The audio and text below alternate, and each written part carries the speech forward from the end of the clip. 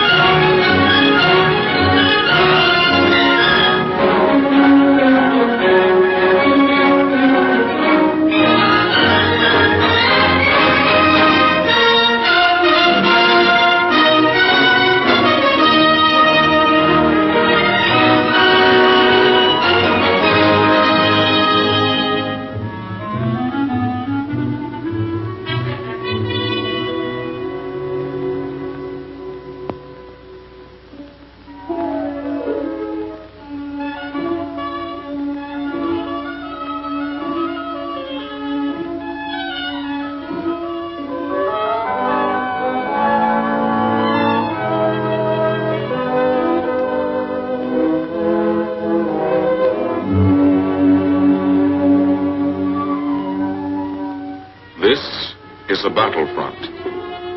A battlefront like no other in the long history of mankind's wars. This is an air front.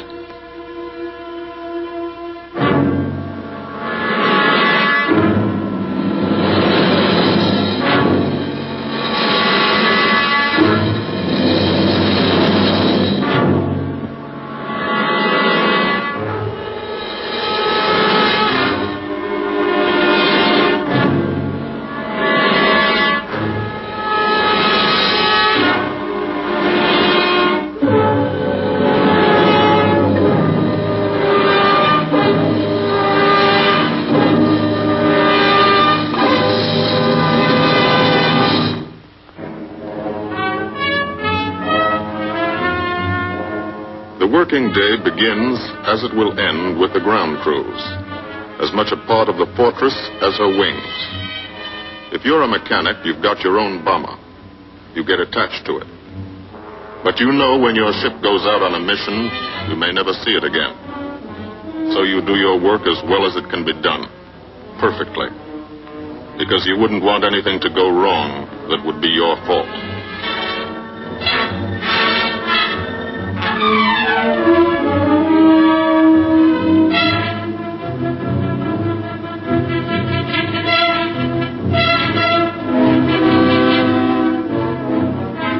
Today the bombs will be taken from these bomb dumps somewhere in England and delivered to specific points in Wilhelmshaven, Germany.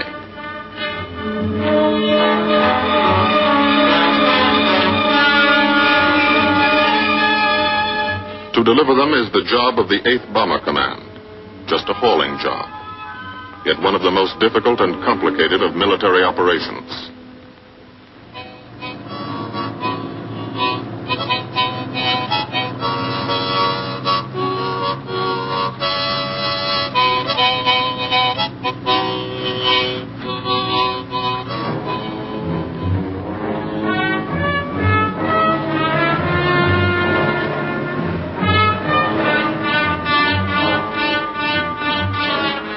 General-purpose demolition bombs, impact velocity as high as 750 miles an hour, pierce 5 inches of armor plate, destroy a factory. Briefing at 0800. Pilots, bombardiers, and navigators take their places. The group commander, Colonel Stanley Ray, steps up to the target map, and for the first time you learn where you're going. Sometimes your face turns white when you find out. Sometimes the feeling you won't come back tightens your insides. Not so long ago, you were sitting like this in a college or high school classroom, not listening too hard, perhaps even a little sleepy. But you listen here. And as you listen, you don't have time to think of yourself. Fear fades. You concentrate on the mission. Type of formation, assembly point, 0 hour, route to target, weather, enemy fighters, enemy flak, route back home. If forced down in enemy territory, destroy equipment. If taken prisoner, give no information. Name, rank, and serial number. That's all.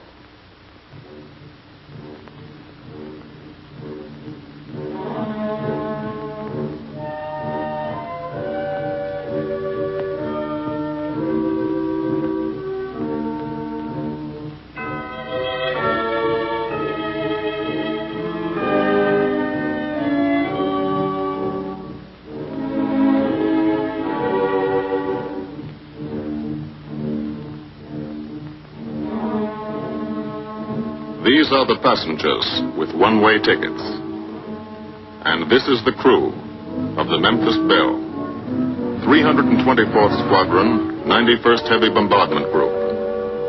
Just one plane and one crew in one squadron, in one group, of one wing, of one Air Force, out of 15 United States Army Air Forces. Well, fellas, we've never had an easy ride over there yet. And today won't be any different. No escort except unfriendly. So keep your eyes peeled. Don't get excited and yell when you're talking on the intercom. Save your ammunition and make your shots count. And let me know what goes on back there, Quinlan. Yes, sir. Stay on the ball, gang, and she'll bring us back like she's always done. Okay? Let's go.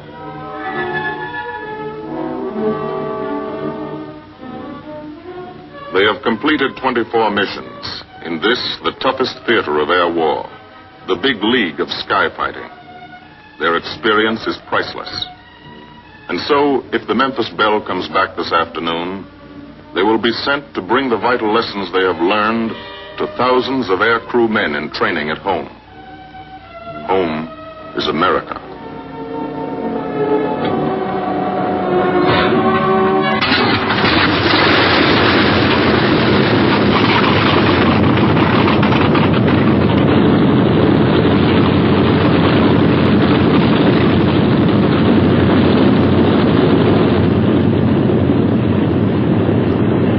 This is a battlefront, like no other in this or any war. No monster armies, no booming cannon. Only the roaring engine sound of the bombers pounding through the quiet English countryside. This is an air front.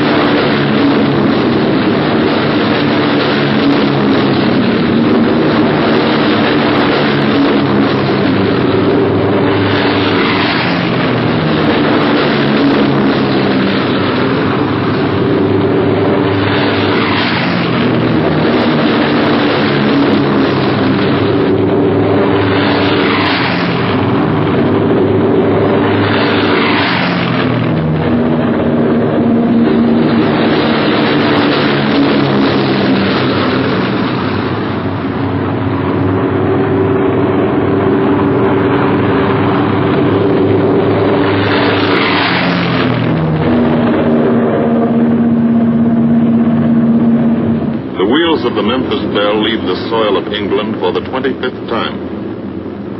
The friendly soil of England, with its ordered farms and rural hamlets, its country estates surrounded by formal gardens and well-kept parks.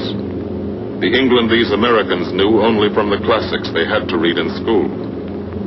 The England of the towns and cities, whose people have defended their island's freedom for over 1,000 years. But today, their countryside has changed. Today, their island has been converted into a gigantic bomber field, a super aircraft carrier anchored off the shores of Fortress Europe, with hangars and machine shops, with hundreds of dispersal points, perimeter tracks, and concrete runways.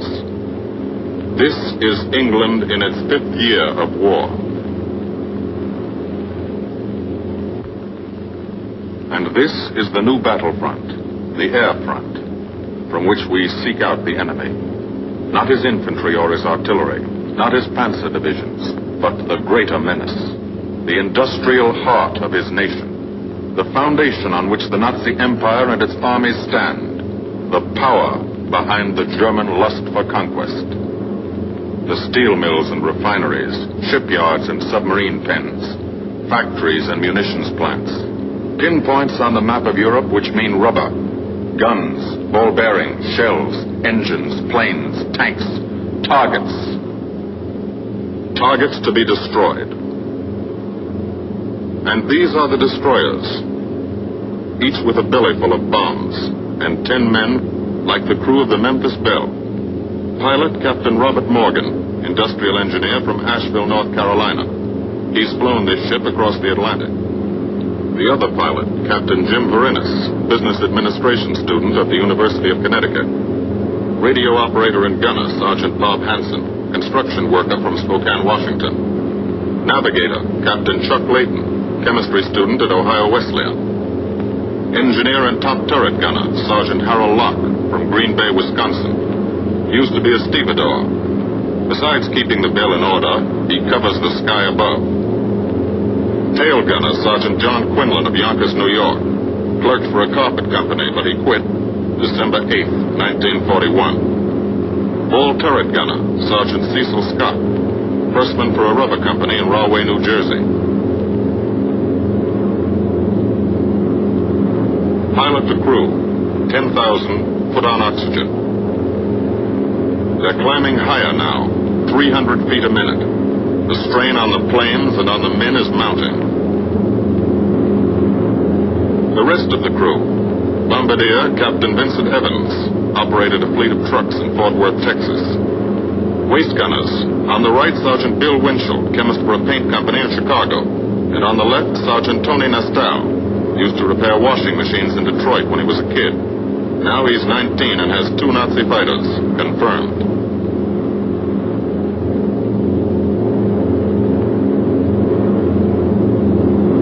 It takes all of a pilot's strength to keep a 30-ton fortress in tight formation. But the formation is the bomber's best defense against enemy fighters.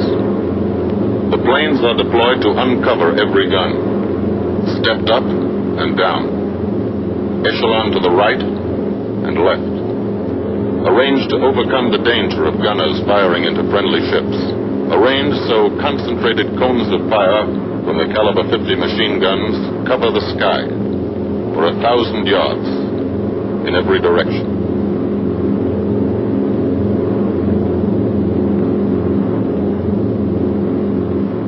The friendly coast of England slips by below.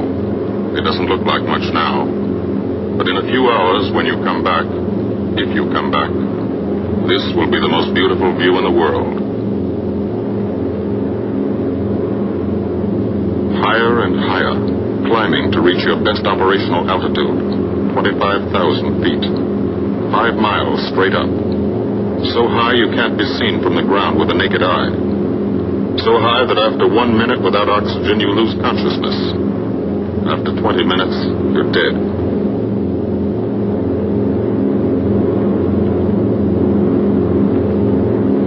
From now to the target, you go about your routine duties, plot your course, check your equipment, and wait, and think.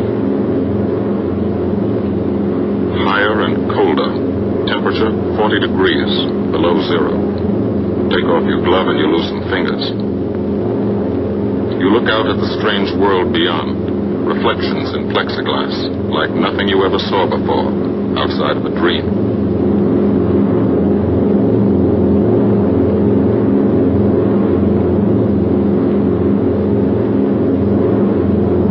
Higher and higher into the lifeless stratosphere, until the exhaust of the engines mixing with the cold, thin air condenses and streams the heavens with vapor trails.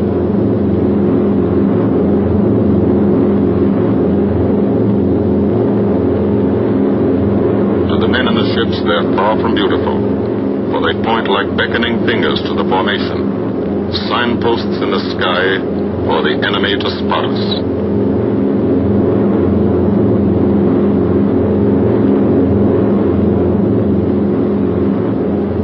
For these bombers to accomplish their mission, a plan is needed.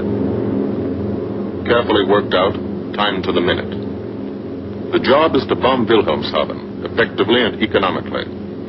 The enemy is strong, skillful, determined to stop us. Here are his defenses. Airdromes, well dispersed. Each plane indicates a stoppel or squadron of fighters. Heavy anti-aircraft, highly trained and accurate, all along the coast and defending his vital installations. Radar to warn him of our coming. Here is our plan to divide his defenses and weaken his opposition. At 13:30 hours, shortly after takeoff, 6 groups of planes will be heading toward the enemy coast from 6 directions. The Blue Force, 100 B-24 Liberator 4-engine bombers. The White Force, 300 B-17 Flying Fortresses. The Green Force, 300 B-17s with an escort of 6 squadrons of P-47 Thunderbolts. A force of B-26 Marauders, twin-engine medium bombers with 6 squadrons of RAF Spitfires escorting. Almost 1,000 planes and over 8,000 men in the air. The enemy alerts all his airdromes. But which is our main force? What are our targets? Where should the Nazi controllers send their fighters? It's our job to make them guess, and guess wrong. A half hour later, at 1400 hours, the Blue Force will be heading east across the North Sea, with the White Force following. These enemy fighters are tied down, waiting to meet them, and will not be able to attack the Green Force. These fighters must come up to attack the Green Force, and thus will be no threat to the Blue and White Forces. The B-26s and Spitfires will bomb and strafe a key rail junction, diverting these 6 Stockholm and preventing the enemy from concentrating too many fighters on the Green Force, which is scheduled to bomb an aircraft factory at Hanover. At 14:30 hours, the Blue Force will threaten this entire coastal area of northwestern Germany. Which target will it be? Flensburg? The Kiel Canal? Or will it turn suddenly and bomb Hamburg, Wegersack, or Emden? Actually, it carries no bombs at all. It's a decoy and keeps the fighters from the northern area busy while the White Force, the main effort, heads for the submarine pens of Wilhelmshaven. At 1500 hours, while the White Force is over its target, only a fraction of the available German fighter strength of the area can intercept it. Because of the Blue Force diversion and the simultaneous bombing of Hanover by the Green Force. This is the plan of battle for today, drawn up by the Combined Operations Planning Committee and approved by the Commanding General. The White Force, lead group, low squadron. We've crossed the invisible line of enemy radar. The Hun is expecting us.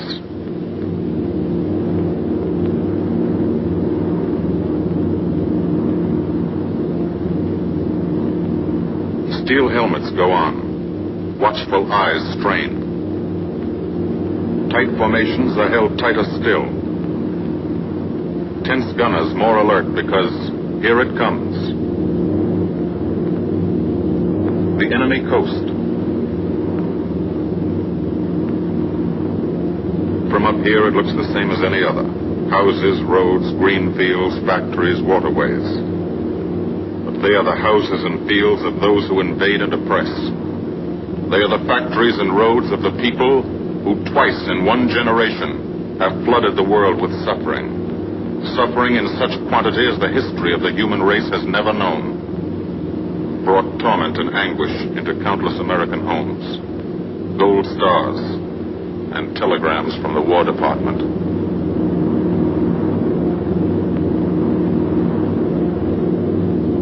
The first plaque, just harmless-looking, silent puffs of smoke. Only each puff is a shell exploding, throwing shrapnel around the sky. Exactly the range, accurate plaque by radio prediction. 5 miles down, Nazi anti-aircraft batteries have calculated the altitude, speed, and course. Where will the next one hit? You try not to be there.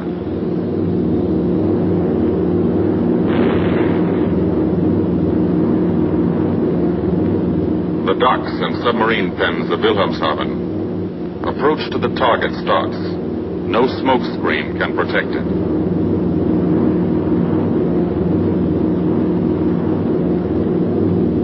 Now the enemy knows the path of your approach and walls that path with a flak barrage. But you fly right through it. Flak so thick you can get out and walk on it.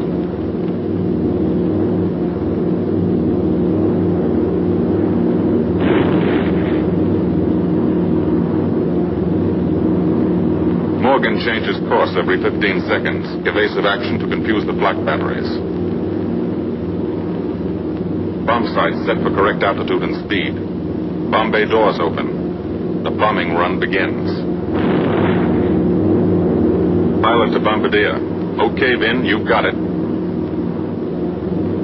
Now Evans flies the Memphis Belle, controlling it through the bomb sight. And now we are most vulnerable. Committed to our bombing run, we can't dodge flak or fighters. Here's the first.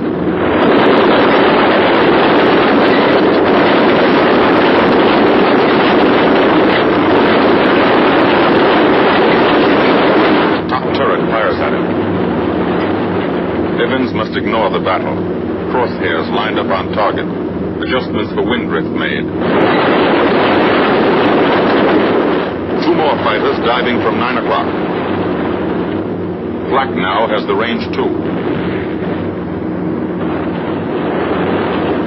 They've hit this fort, but he keeps on his bombing run.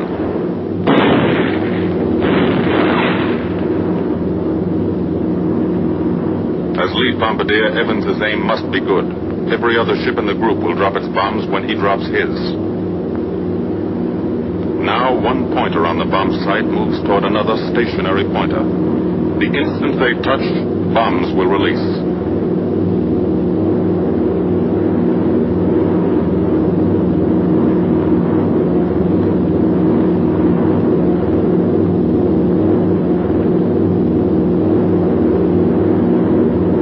They touch.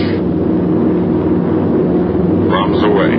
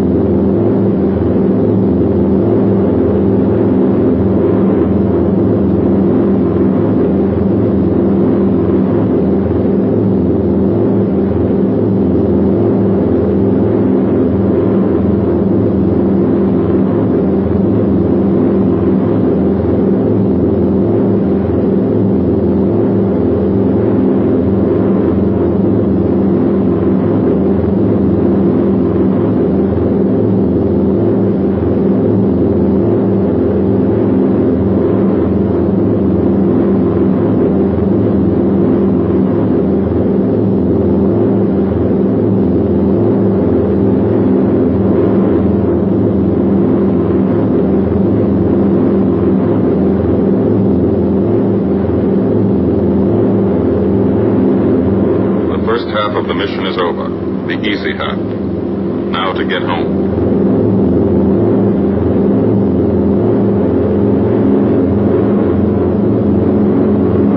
The flak stops. That means fighters out there somewhere. A Staffel lurking behind that cloud, or hiding up in the sun where the glare blinds you, can't see them, waiting to dive down on you. Fighters at 6 o'clock. This is what a gunner sees.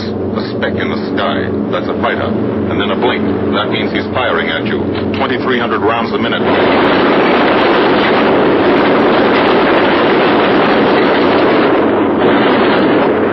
In a running battle, one of the most important instruments is the interphone. There's 4 of them. 1 o'clock high. They're coming around. Watch.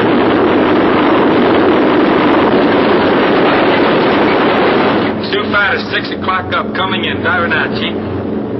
B-17 in trouble out at 2 o'clock, watching. Got an engine on fire.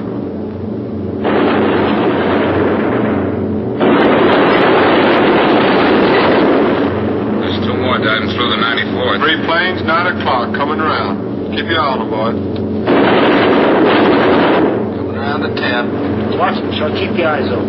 Yeah. They're breaking 11, breaking 11. I got them.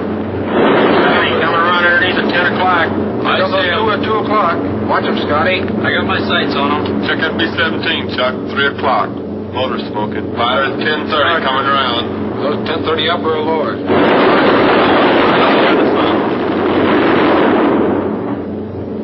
B-17 out of control at 3 o'clock.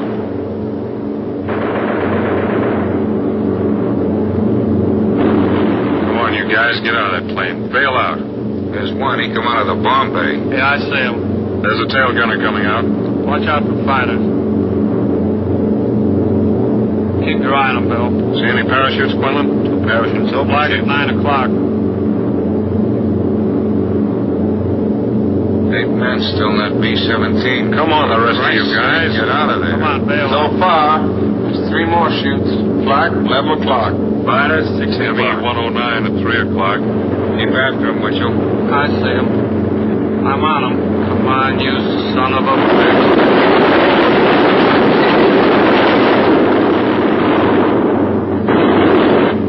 I got him. Confirm that fighter. He got him, Chief. Look, he's bailing out. Damn it, don't yell on that intercom. Fighters, 10 o'clock. Watch those 2 at 12, Ben. They're coming in. They're coming in, Scotty. Get that ball turret on him. Save the ammunition as much as possible.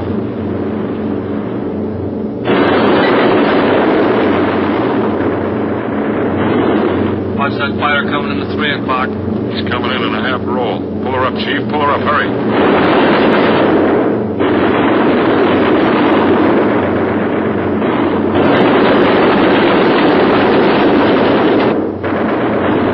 This fortress is hurt. Engine on fire, losing airspeed and altitude. Drifting into the flak, alone and helpless. A straggler. In a minute, Nazi fighters will swarm in like buzzards for the kill. You can watch, but you can't go down to help.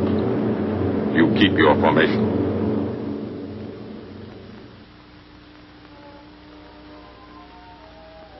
Here, too, the mission is being flown. None the less real for being in the minds and hearts of these men behind. Ask anybody who's been to a field in England, or anywhere else our bombers are based, and he'll tell you that there's drama here, too. Waiting to see who's coming back. To watch them, you might not realize how tense these ground crews are. But they are tense, and plenty worried. In Air Force talk, this waiting is known as sweating out the mission. These men know the flight plan. Their watches told them when the bombers were running into enemy flak, when they were over the target, when they left the enemy coast. And now their watches tell them the bombers should be nearing the field. Every ear strains for the first sound of the engines. And then somebody hears them. And somebody sees the first faint specks in the distant sky.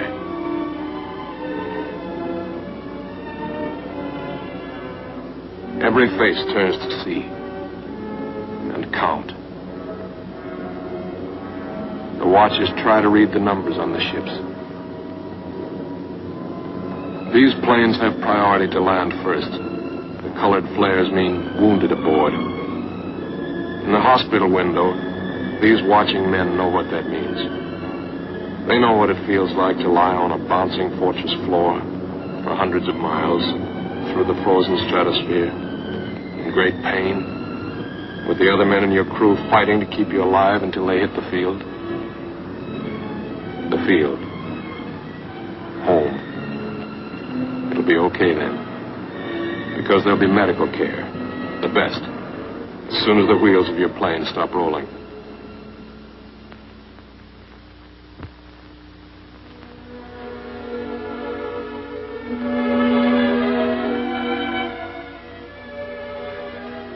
Head wound. Concussion.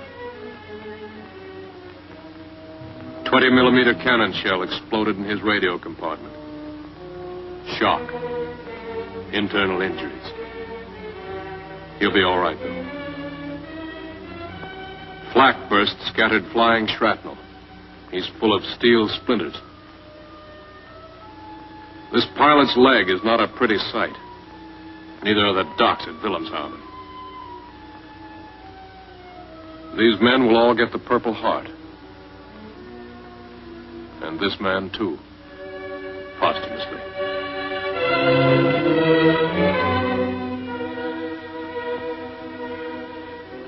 A transfusion right in the plane. This gunner's too weak to be moved. The new life-giving blood flowing into his veins might be the blood of a high school girl in Des Moines, a miner in Alabama, a movie star in Hollywood, or it might be your blood. Whoever it is, thanks. 36 planes left this field this morning.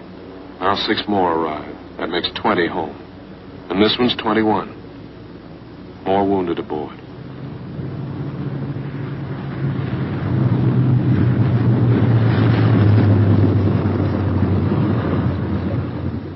.22. Coming in with his left inboard engine dead.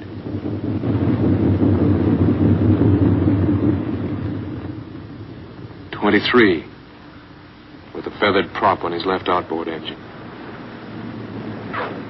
24. Southern Comfort. With a chunk of tail gone. 25. They flew home on their luck. 26. Not a scratch. The control tower learns that 2 more landed at a British field to the south. 1 a crash landing. Crew safe. That makes 28. 29. A rough landing, but her pilot's badly hurt. It's a wonder he brought her back at all. 29 planes back. So far. 29 out of 36. Our losses were heavy. But the enemy's were far heavier. We destroyed a German aircraft factory, a rail junction, submarine pens, docks, and harbor installations. That's specific, known damage. But who can tell the number of German torpedoes that will not be fired? The number of our convoys that will get through now? The soldiers and seamen's lives that will be saved? Or the battles that will be won instead of lost because of what these bombers and airmen did today?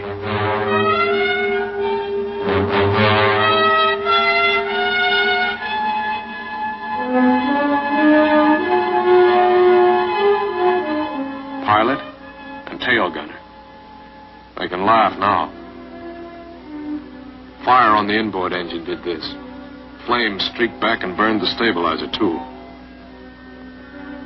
Another crew luck brought back.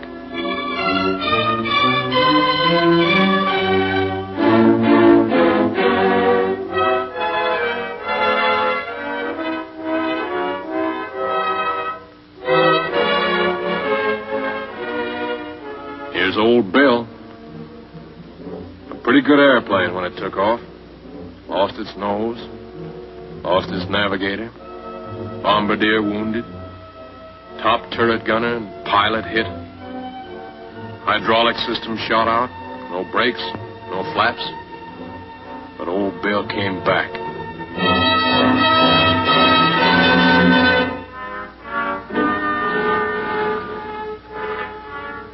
Now, among the returned crew members, talk flows like a river. Talking out every detail of the mission. These are the faces of combat. Faces of Americans who have watched their comrades die. Faces that can never forget the enemy. And they're in no mood to have their picture taken.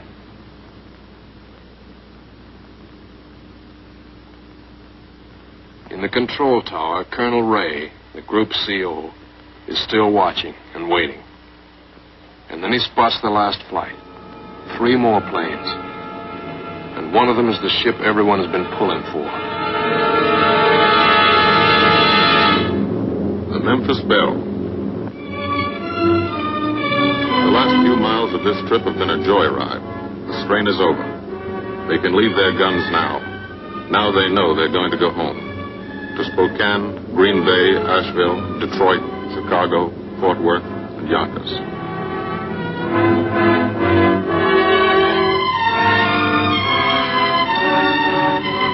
The Belle comes in for her landing. But first Morgan buzzes the field, cuts the grass with the giant fortress. It's against the rules, but this is a special occasion.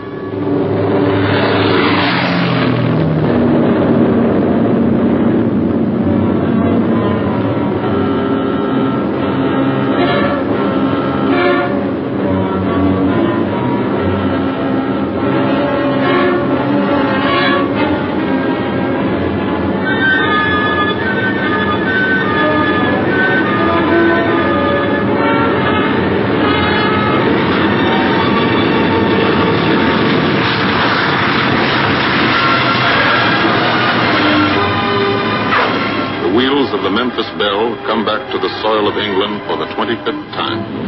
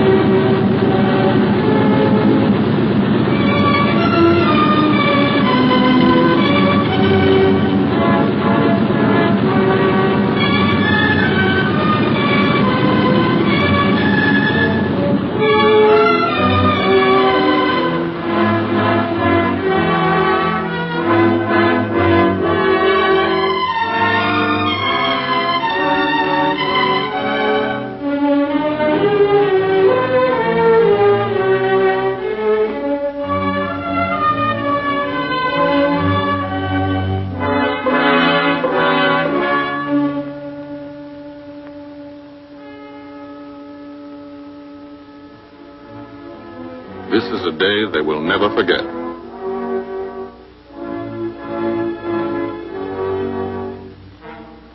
Another great day soon after, Brigadier General Hansel visited the field and presented the Distinguished Flying Cross to every member of the crew.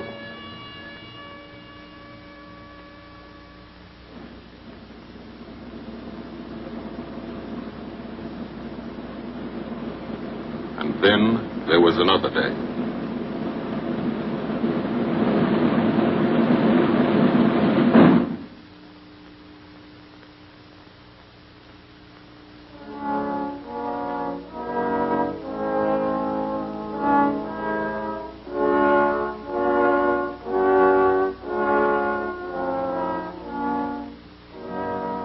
Their Majesties, the King and Queen of England.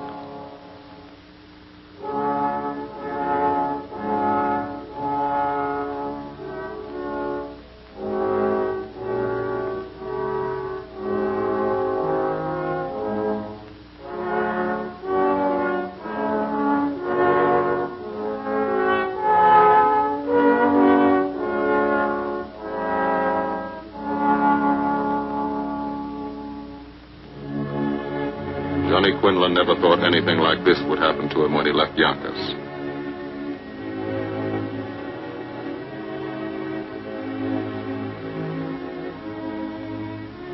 The ground crew were a little self-conscious about being dressed in fatigues, but the Queen thought they were very nice.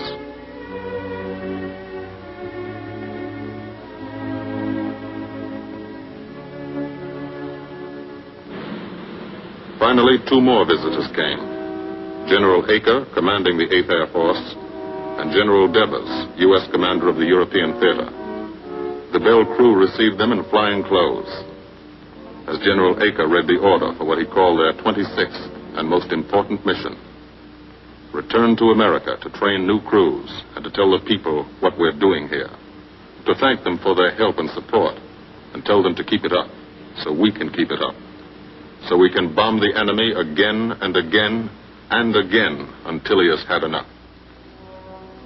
And then we can all come home.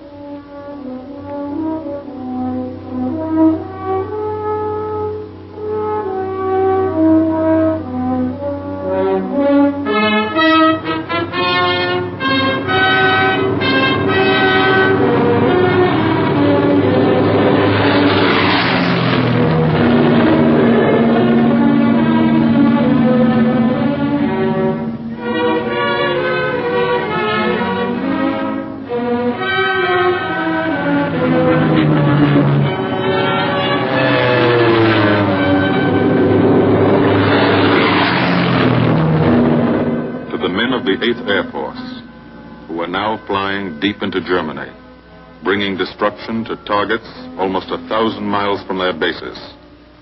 Destruction like this. And who have never once been turned back by the enemy. To those men, this film is gratefully dedicated.